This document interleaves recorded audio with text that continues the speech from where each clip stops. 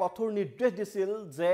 ওয়াকফ আইনক লৈ ৰাজপথত কোনো ধৰণৰ প্ৰতিবাদ সহ্য কৰা নহব এক প্ৰকাৰ সকলো দল সংগঠনক হকিয়নি প্ৰদান কৰিছিল মুখ্যমন্ত্ৰী হিমন্ত বিশ্ব শৰ্মাই আৰু তাৰ পিছতে এতিয়া তৎপৰ হৈ পৰিছে অসম আৰক্ষী আৰু অসম আৰক্ষীয়ে ইতিমধ্যে শিলচৰত ওয়াকফ সংশোধনী আইন 2025ৰ বিৰুদ্ধে প্ৰতিবাদ কৰা 7জনকৈ লোকক গ্ৰেপ্তাৰ কৰিছে আৰু ওয়াকফ বিৰোধী যি প্ৰতিবাদ সেই প্ৰতিবাদ কঠোৰ হাতেৰে দমন কৰাৰ বাবে এতিয়া তৎপৰ হৈ পৰিছে অসম আৰক্ষী নমস্কাৰ মই মিঠু পৱনে স্বাগতম জনাইছো নিউজ 18 অসম নৰ্থ ইষ্টৰ ডিজিটেল লাইভলৈ আৰু লৈ আহিছো সমগ্ৰ দেশত এতিয়া তুলপাৰ লাগি থকা এটা বিষয় যি বিষয়টো হৈছে যে ওয়াকফ সংশোধনী আইন 2025 এই আইনখনক লৈ সমগ্ৰ দেশতে বিভিন্ন ধৰণৰ প্ৰতিক্ৰিয়া এতিয়া অব্যাহত আছে বহুতে এই যিখন নতুন আইন সেই আইনখনক সমৰ্থন জনাইছে তাৰ সমান্তৰালকৈ এই আইনখনৰ বিৰুদ্ধে উচ্চতম ন্যায়ালয়ৰ দ্বাৰস্থ হৈছে বহুকেইটা সংগঠন আৰু আজি উচ্চতম ন্যায়ালয়ত এই ওয়াকফ সংশোধনী আইনক লৈ যি শুনানি সেই শুনানি ইতিমধ্যে আৰম্ভ হৈছে শুনানি চলি আছে আৰু মুখ্য ন্যায়াধীশ সঞ্জীৱ খান্নাৰ নেতৃত্বত তিনিজনীয়া বিচাৰপীঠে এই ওয়াকফ সংশোধনী আইনৰ যি নতুন ওয়াকফ সংশোধনী আইন 2025 আছে তাৰ বিৰুদ্ধে যিসমূহ আবেদন হৈছিল সেই আবেদনসমূহ একত্ৰিত কৰি শুনানি আজি লৈ আছে আৰু তাৰ মাজতে কিন্তু এতিয়া অসমত দেখা গৈছে যে ওয়াকফ আইন বিৰোধী যি প্ৰতিবাদ সেই প্ৰতিবাদ কঠোৰ হাতেৰে দমন কৰিবলৈ তৎপৰ হৈছে অসম আৰক্ষী আৰু শিলচৰত আমি দেখিছিলোঁ যে যদি আমি কেইদিনমান আগলৈ উভতি চাওঁ তেতিয়াহ'লে মুখ্যমন্ত্ৰীয়ে সামাজিক মাধ্যম যোগে মন্তব্য কৰিছিল যে অসমত ওয়াকফ সংশোধনী আইনক লৈ কোনো ধৰণৰ প্ৰতিবাদ হোৱা নাই আৰু তাৰ সমান্তৰালকৈ কেবিনেট বৈঠকৰ পিছত মুখ্যমন্ত্ৰীয়ে মন্তব্য কৰিছিল যে অসমত এই ওয়াকফ সংশোধনী আইনক লৈ এক প্ৰকাৰ অসম জ্বলোৱাৰ চক্ৰান্ত চলিছিল একাংশ সংখ্যালঘু সংগঠন তথা নেতাই এই চক্ৰান্ত ৰচা বুলি মুখ্যমন্ত্ৰীয়ে মন্তব্য কৰিছিল কিন্তু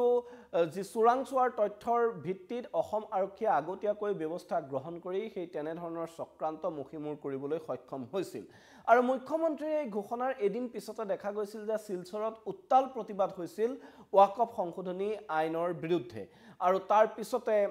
আমি যদি চাওঁ যে মানুহ বিহুৰ দিনাই অৰ্থাৎ কালি মুখ্যমন্ত্ৰী হিমন্ত বিশ্ব শৰ্মাই মন্তব্য কৰিছিল যে ওয়াকফ সংশোধনী আইনৰ বিৰুদ্ধে কোনো ধৰণৰ ৰাজপথত প্ৰতিবাদ কৰাটো সহ্য কৰা নহব অসমক অশান্ত কৰাৰ যদি চক্ৰান্ত চলে সেই চক্ৰান্ত কঠোৰ হাতেৰে দমন কৰা হ'ব আৰু ওয়াকফ আইনৰ বিৰুদ্ধে যদি কাৰবাৰ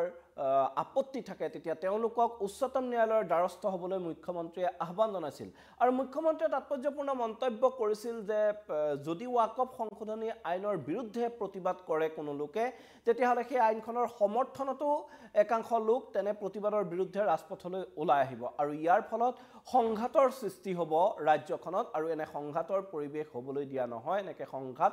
ৰাজ্য চৰকাৰে নিবিচাৰে সেইবাবে তেনেধৰণৰ ওয়াকফ সংশোধনী আইনৰ বিৰুদ্ধে যদি কোনো প্ৰতিবাদ হয় সেই প্ৰতিবাদ কঠোৰ হাতেৰে দমন কৰা হ'ব বুলি মুখ্যমন্ত্ৰীয়ে কালি ঘোষণা কৰিছিল আৰু তাৰ পিছতে আজি দেখা গৈছে যে পুৱাই শিলচৰত এতিয়া ওয়াকফ সংশোধনী আইনৰ বিৰুদ্ধে প্ৰতিবাদ কৰা বিভিন্ন লোকৰ বিৰুদ্ধে এতিয়া অভিযান চলিছে আৰক্ষীৰ আৰু ওয়াকফ সংশোধনী আইনৰ বিৰুদ্ধে প্ৰতিবাদ কৰা 7জনকৈ প্ৰতিবাদকাৰীক গ্ৰেপ্তাৰ কৰিছে আৰু গ্ৰেপ্তাৰ হৈছে শিলচৰৰ এই ওয়াকফ সংশোধনী আইনৰ নেতৃত্ব দিয়া দিলৱাৰ হুছেইন নামৰ এজন লোক আৰু দিলৱাৰ হুছেইনৰ লগতে গ্ৰেপ্তাৰ হৈছে ৰোহিত হুছেইন লস্কৰ গ্ৰেপ্তাৰ হৈছে ৰোহিত আহমেদ মজুমদাৰ আতিকুৰ ৰহমান লস্কৰ ৰিয়াজুল লস্কৰ নামৰ আন এজন প্ৰতিবাদকাৰীকো এতিয়া গ্ৰেপ্তাৰ কৰিছে আৰক্ষীয়ে আৰু ৰাজপথত প্ৰতিবাদ নকৰিবলৈ হকিয়াই দিছিল মুখ্যমন্ত্ৰী হিমন্ত বিশ্ব শৰ্মাই আৰু ওয়াকফ আইনৰ বিৰুদ্ধে কিন্তু তেওঁলোকে প্ৰতিবাদ সাব্যস্ত কৰি আছিল আৰু তেওঁলোকৰ নেতৃত্বত পুনৰ শিলচৰত এই ওয়াকফ সংশোধনী আইনৰ বিৰুদ্ধে প্ৰতিবাদ হোৱাৰ আশংকাত এতিয়া আৰক্ষীয়ে তেওঁলোকক গ্ৰেপ্তাৰ কৰিছে আৰু গ্ৰেপ্তাৰ কৰি ইতিমধ্যে তেওঁলোকক থানাতে ৰাখিছে হয়তো আজি আদালতত হাজিৰ কৰোৱা হ'ব সেই গ্ৰেপ্তাৰ কৰা লোককেইজনৰ কিছু দৃশ্যাংশ আছে আমি সেই দৃশ্যাংশ আপোনালোকক দেখুৱাবলৈ যত্ন কৰিম যে এই কেইজন লোকক গ্ৰেপ্তাৰ কৰিছে শিলচৰ আৰক্ষীয়ে কাছাৰ আৰক্ষীয়ে আৰু এওঁলোকৰ নেতৃত্বতে শিলচৰত যি প্ৰতিবাদ হৈছিল সেই প্ৰতিবাদৰ সময়ত যথেষ্ট আৰক্ষীৰ সৈতে প্ৰতিবাদকাৰী হতাহতি হৈছিল আৰু মুখ্যমন্ত্ৰীৰ কঠোৰ নিৰ্দেশৰ পিছতো এক প্ৰকাৰ প্ৰতিবাদ সাব্যস্ত কৰিছিল এই সকল লোকে আৰু ওয়াকফ সংশোধনী যি আইন সেই আইন গৃহীত হোৱাৰ পিছতেই এনেধৰণৰ প্ৰতিবাদ কৰা পৰিলক্ষিত হৈছিল এই লোককেইজনৰ নেতৃত্বত আৰু সেইবাবেই আজি আৰক্ষীয়ে এওঁলোকক গ্ৰেপ্তাৰ কৰিছে আৰু মুখ্যমন্ত্ৰী হিমন্ত বিশ্ব শৰ্মাই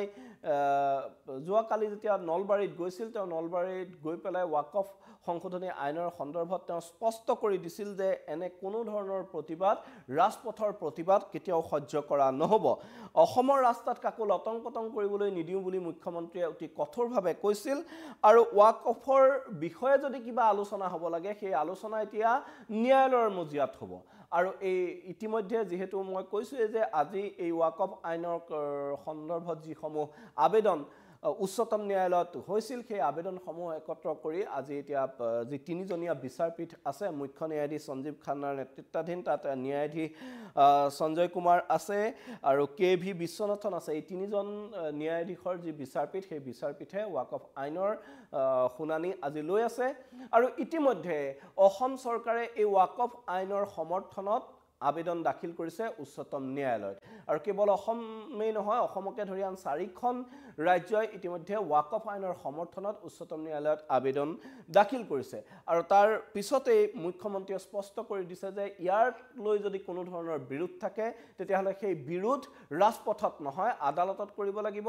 আদালতৰ ন্যায়াধীশৰ লগত আলোচনা হ'ব এতিয়া চৰকাৰে এই ক্ষেত্ৰত আৰু কোনো ধৰণৰ আলোচনা নকৰে প্ৰতিবাদকাৰীৰ সৈতে সেই কথা মুখ্যমন্ত্ৰীয়ে স্পষ্ট কৰি দিছিল মুখ্যমন্ত্ৰীয়ে ৱাকফ আইনৰ প্ৰতিবাদৰ সন্দৰ্ভত কি মন্তব্য কৰিছিল সেই মন্তব্য কিছু আপোনালোকক শুনাই ল'ব বিচাৰিছোঁ ইয়াত ৰাস্তাত লটং পটং নহ'ব মই আমছুৱে হওক অসমৰ যিসকলে ৱাকফ আইনখনক বিৰোধিতা কৰিব বিচাৰে মই এটা কথাই ক'ম যে উচ্চতম ন্যায়ালয়ত ইয়াৰ গোচৰ চলিছে কাৰোবাৰ কিবা পক্ষ ৰাখিব আছে উচ্চতম ন্যায়ালয়ত ৰাখক কথাটো তাতে ভালকৈ আলোচনা হ'ব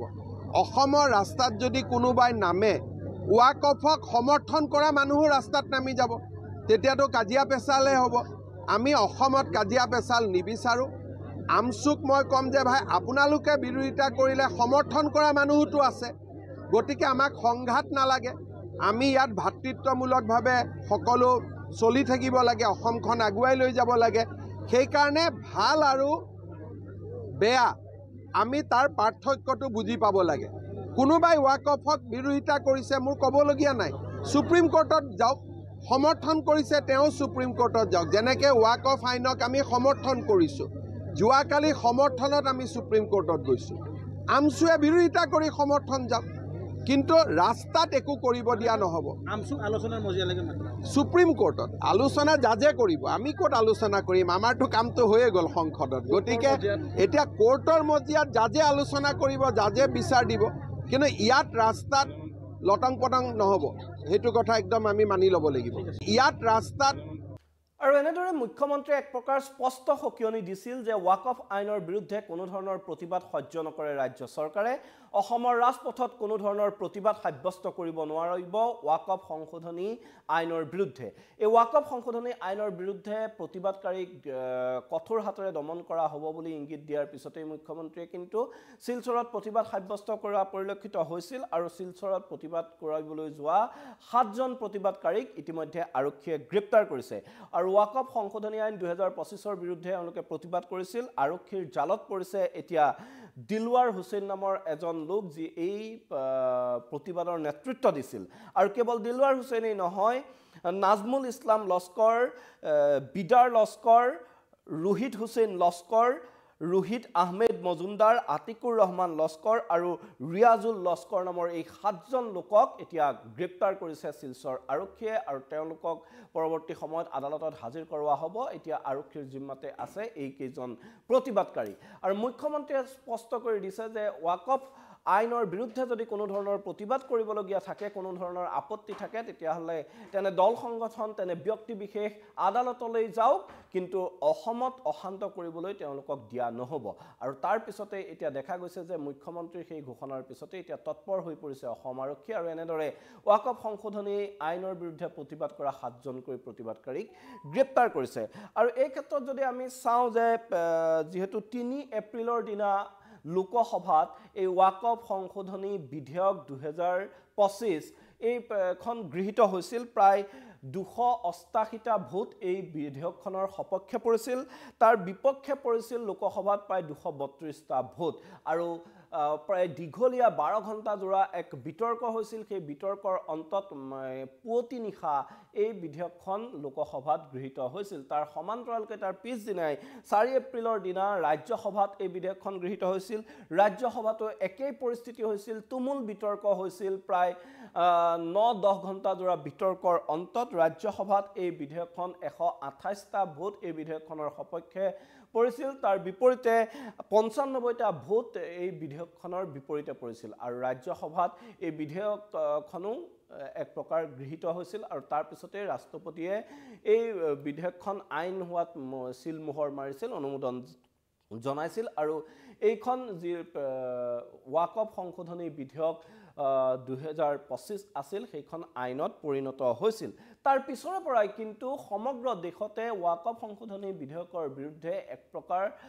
অসন্তুষ্টি প্ৰকাশ কৰি আহিছিল বিভিন্ন সংখ্যালঘু দল সংগঠন তথা ব্যক্তি বিশেষে আৰু শেহতীয়াকৈ দেখা গৈছিল পশ্চিমবংগত এই ৱাকফ সংশোধনী আইনক লৈ তীব্ৰ এক হিংসাত্মক পৰিস্থিতি তাত সৃষ্টি হৈছিল এতিয়াও পশ্চিমবংগৰ স্থায়ী বিশেষে এনে ধৰণৰ উত্তেজনা অব্যাহত আছে চেপা উত্তেজনাই বিৰাজ কৰি আছে বিশেষকৈ বাংলাদেশৰ সীমামূৰীয়া অঞ্চলসমূহত পশ্চিমবংগৰ এনে উত্তেজনা এতিয়াও বিৰাজ কৰি আছে আৰু এই বাংলাদেশত যি এক প্ৰকাৰ হিংসাত্মক ঘটনা সংঘটিত হ'ল সেই হিংসাত্মক ঘটনাত পশ্চিমবংগৰ যি এই হিংসাত্মক ঘটনা তাত বাংলাদেশী লোক জড়িত থকাৰ অভিযোগ উত্থাপন হৈছিল যে সীমান্তৰে আহি বাংলাদেশীয়ে এই ইয়াত প্ৰতিবাদ সাব্যস্ত কৰিছিল আৰু আন্তঃৰাষ্ট্ৰীয় শক্তিৰ এই হাত থকা বুলি শাসক এই যি বিজেপি দল আছিল সেই বিজেপি দলে অভিযোগ উত্থাপন কৰিছিল তাৰ সমান্তৰালকৈ যি পশ্চিমবংগৰ মুখ্যমন্ত্ৰী মমতা বেনাৰ্জী সেই মমতা বেনাৰ্জীৰ আৰু তৃণমূল চৰকাৰৰ বিৰুদ্ধে অভিযোগ উঠিছিল যে পশ্চিমবংগ চৰকাৰে এনে প্ৰতিবাদক প্ৰশ্ৰয় দিছিল বুলি আৰু বিজেপিয়ে সেই অভিযোগ উত্থাপন কৰিছিল আৰু তাৰ পূৰ্বে কিন্তু মমতা বেনাৰ্জীয়ে ঘোষণা কৰিছিল যে পশ্চিমবংগত এই যি ৱাকফ সংশোধনী আইন 2025 আছে এই ৱাকফ সংশোধনী আইন কেতিয়াও বলবৎ হ'বলৈ দিয়া নহয় সেই কথা মমতা বেনাৰ্জীয়ে ঘোষণা কৰিছিল তাৰ পিছতেই কিন্তু দেখা গৈছিল যে দেশৰ আন প্ৰান্ততকৈ অধিক উগ্ৰ ৰূপত পশ্চিমবংগত প্ৰতিবাদ হৈছিল এই ৱাকফ সংশোধনী আইন 2025ৰ বিৰুদ্ধে আৰু তাৰ সমান্তৰালকৈ সেই প্ৰতিবাদৰ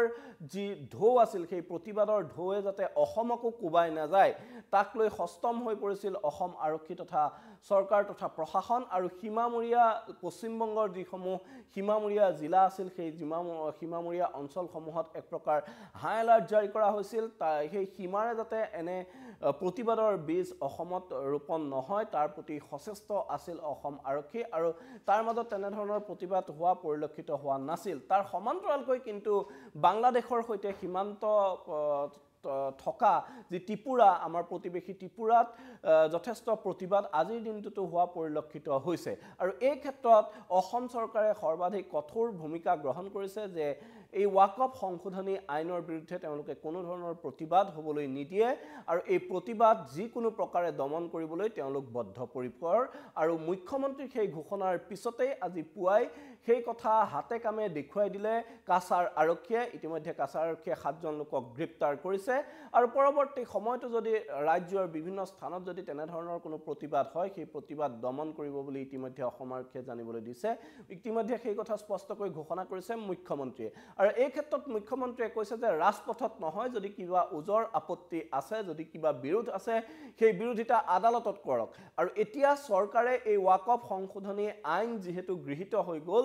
এই আইনক লৈ চৰকাৰে আৰু কোনো ধৰণৰ আলোচনা নকৰে কোনো প্ৰতিবাদকাৰীৰ সৈতে চৰকাৰে কোনো ধৰণৰ আলোচনা নকৰে সেই কথা মুখ্যমন্ত্ৰী হিমন্ত বিশ্ব শৰ্মাই স্পষ্ট কৰি দিছে আৰু মুখ্যমন্ত্ৰীজনে জনাইছে যে এই সন্দৰ্ভত যদি কিবা ওজৰ আপত্তি থাকে তেতিয়াহ'লে উচ্চতম ন্যায়ালয়লৈ যাওক আৰু এই আইনখনক যদি সমৰ্থন কৰে তেতিয়াও উচ্চতম ন্যায়ালয়ত আবেদন জনাবলৈ মুখ্যমন্ত্ৰীয়ে আহ্বান জনাইছে আৰু ইতিমধ্যে অসম চৰকাৰে এই ক্ষেত্ৰত উচ্চতম ন্যায়ালয়ত আবেদন দাখিল কৰা বুলি মুখ্যমন্ত্ৰীজনে মন্তব্য কৰিছে আৰু তাৰ পিছত দেখা গৈছে যে আজি উচ্চতম ন্যায়ালয়ত এই সমগ্ৰ দেশ তুলপাৰ লাগি থকা যি ৱাকফ সংশোধনী আইন আছে সেই আইনৰ যিসমূহ আবেদন আছিল সেই আবেদন একত্ৰ কৰি আজি তিনিজনীয়া বিচাৰপীঠে এতিয়া শুনানি গ্ৰহণ কৰিছে আৰু এই শুনানিত কি সিদ্ধান্ত হয় সেয়া হয়তো কিছু সময়ৰ পিছত স্পষ্ট হ'ব। এই মুহূৰ্তত মই মৃদু পৱনে বিদায় মাগিছোঁ, আপোনালোক সকলোকে ধন্যবাদ জনাইছোঁ।